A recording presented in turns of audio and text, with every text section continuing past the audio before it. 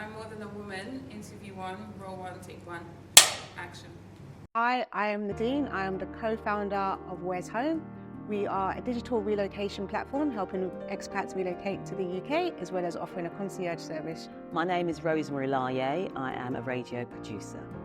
My name is Natisha Hanaway. I'm a registered nurse by profession, and I'm also a fashion designer. My name is PM Tolan, and I am the founder of P-Top Productions. P-Top Productions is a production company for women, trans and non-binary people working behind the scenes, behind the screens and behind the lens. And I'm a multidisciplinary backstage creative that specialises in audio, stage management and production.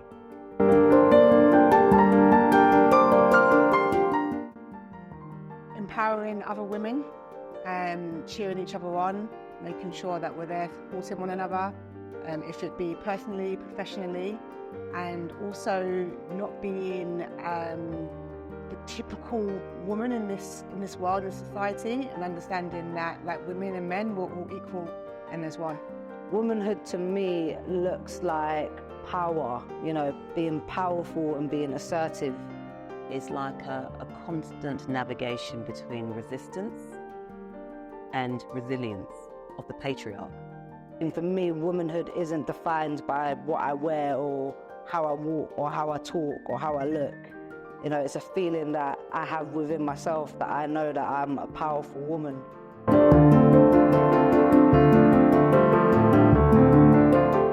We are more than society expectations, and I do feel like we probably work harder than men at times. We have to balance so much more. Society expects we as women to be strong, but as a woman, I know that we have to, on a daily basis, we have to go through a lot mentally, because they think that we are housewives or that person who kind of keep the family together. So sometimes they expect us to be strong at all times, and sometimes, deep inside, sometimes we are broken, and we just need to, be able to express ourselves as a woman. I think that historically women have been made to feel like they need to exist almost in silence or exist in a way that's not so big in a space or take up too much space. In the 50s, women were not allowed to play football. They used to sneak out and play football. And, you had women who weren't even allowed to be part of the marathons. But now, anywhere you look and everywhere you look, women are part of, the actual workforce. For me, I'm very grateful towards all of the women that have paved the way for women like us to be able to actually have a voice. So I think that now more than ever, women feel more confident to be themselves in whatever form that looks like. It doesn't have to be in a conventional way or whatever societal norms thinks is norm. What is societal norms? I think now more than ever, we're able to embody ourselves and be who we want to be.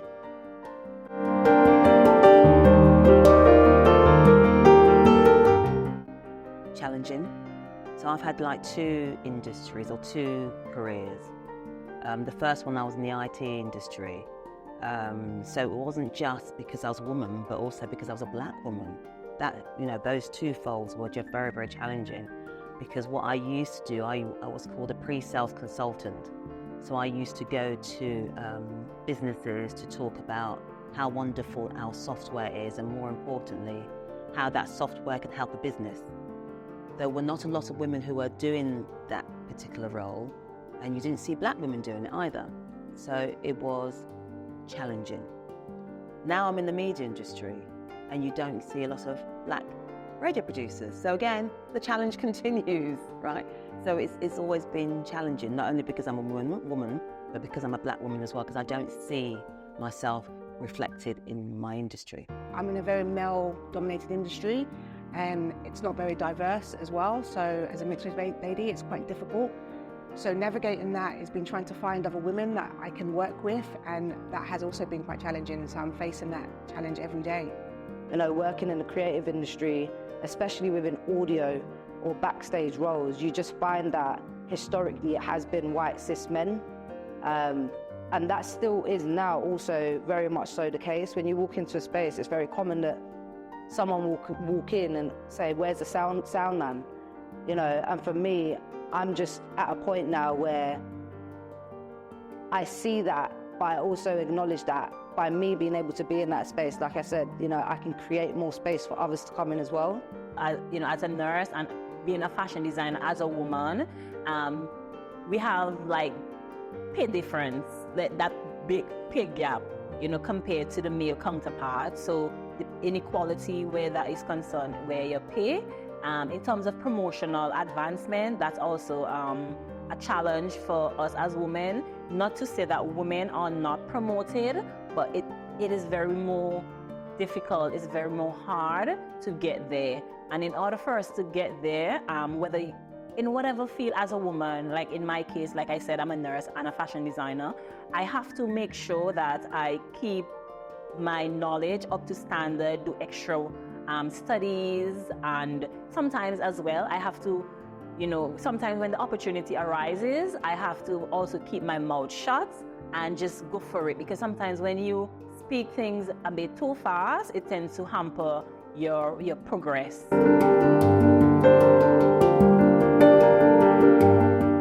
Women that I've met personally, and there's women that I haven't met personally, who I've heard of or done my research on within the industry, that have done some incredible work and are continuing to do some incredible work.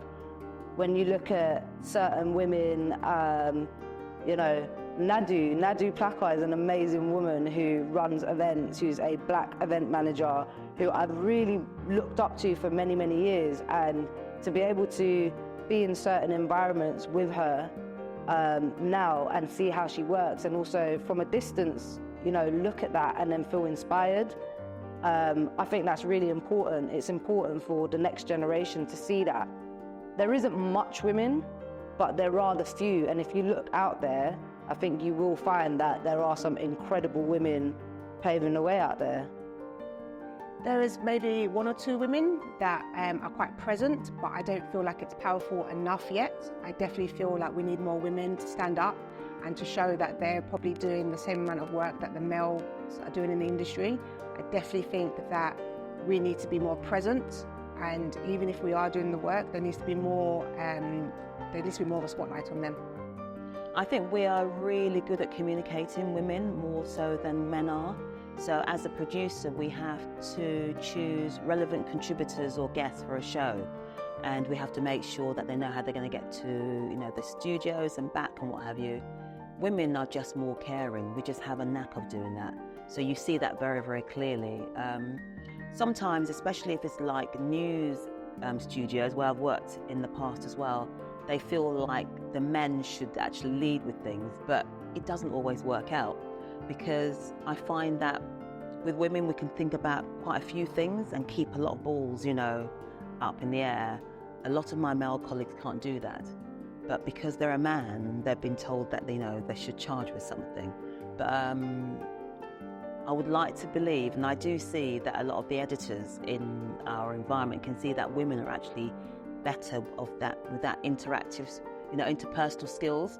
So as a first point of call for the radio station, it's the women who are asked to do things, because you've got to keep everyone happy, don't you? So that is our strength, actually.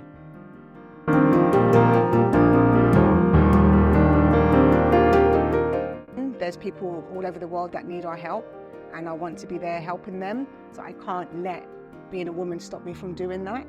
At present, there is one particular lady who went on to sell a platform, which was amazing, and I know that she'd be a great contact, but I don't know if she's fully within the industry now, but it's quite difficult. In the IT industry, I stayed in that industry because I was a consultant and I like meeting people. I could have chosen just to sit in the office and program, right? And that's good, you need people to do that, but I liked meeting people. So that was my motivation. And another motivation was a lot of, when I was a consultant back in those days, I was a consultant in an arena called business intelligence. So you had all these software houses having software in business intelligence. And in those days, a lot of the female who were pre-sales, and wasn't a lot of them, they were hired because we all knew that the decision maker was a man. So it was very strategic. You get women You get them suited and booted, preferably with short skirts on, in front of the male decision maker. It was clear. Everyone knew that was going on, right? And a lot of women then were being hired just because they were good looking, not because they knew what was going on. So that used to piss me off big time, because the people just assumed, oh, an attractive girl, she doesn't know what she's talking about. She's just going to be placed there to get the man to say yes and sign the dotted line. So I was really glad that I proved them wrong, that I knew the software and I knew how the software worked, and I knew how the software will work, to these people's benefits. And I think that's what motivated me, to show that I wasn't just there because, I'm a female, as it were. What motivates me in the radio industry is I've always loved the media, and initially I thought I'd go and do a bit of television, but radio's more freeing, you see. There are stuff that I would like to do on television. It will take far too long to be commissioned. But with radio as a producer, and especially if it's live radio, you just get on with it.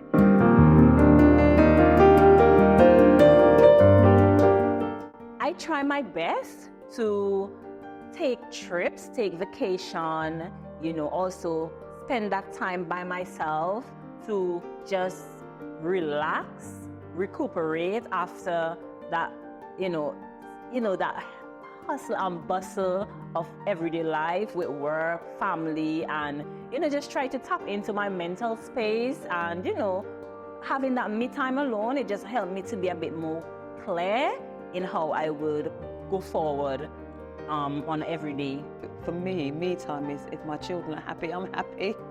But I'm trying to do more of me time. I really am trying to. So every morning, though, I start the day with a walk, because I just like going out in nature. And in fact, that's when my creative juices come out. And even though that's me time, I've even forgotten that's me time. It's just a thing that I just do.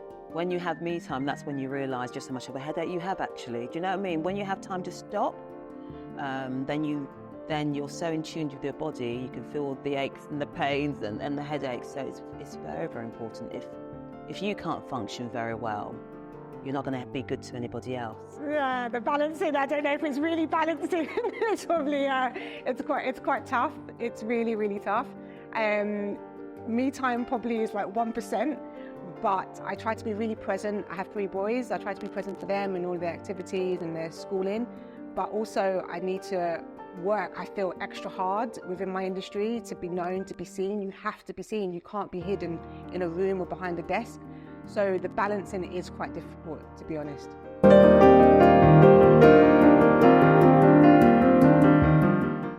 That's nonsense. You can be exactly what you want to be. Yes, you may have to work that a little bit harder, but you can do it. And use your network around you. Keep striving, keep working, being present, because it will happen. And when it does, the reward will be even bigger than you can ever imagine. Just be themselves. Whatever they aspire to do, whatever they want to achieve, do not limit themselves. Because once you know how you feel about yourself, nobody can make you feel any other. To me, we all inherently know what our talents are. And I just believe you just have to just run with it, honestly. Because it makes the journey a lot more enjoyable, actually, if you're doing something you want to do. And when you do something you want to do, it never feels like work. So sometimes I have to do long hours because it's live radio. It doesn't feel like I'm working. Do you know what I mean? When I was doing the IT industry, oh my gosh, I felt every hour, every minute, every second. I did it because I had an IT degree, but it wasn't me, do you know? But here, this is me, and honestly, I say people should go for what they want to go for, because like I said, it doesn't feel as if you're working when you're doing what you want to do. So go for it. To the young women that are out there that don't feel as though they can be who they want to be in whatever it is they want to do, just remember that you're powerful. Remember that whatever you put your mind to, you can achieve. Remember that you belong, Sometimes you might not feel like you belong in a space, but belonging is something that you find within yourself. So, find that within yourself and understand that you deserve to be there as well. So, Don't allow someone to push you to one side or make you feel like you need to minimize who you are. You know, be who you are and thrive in what you want to do.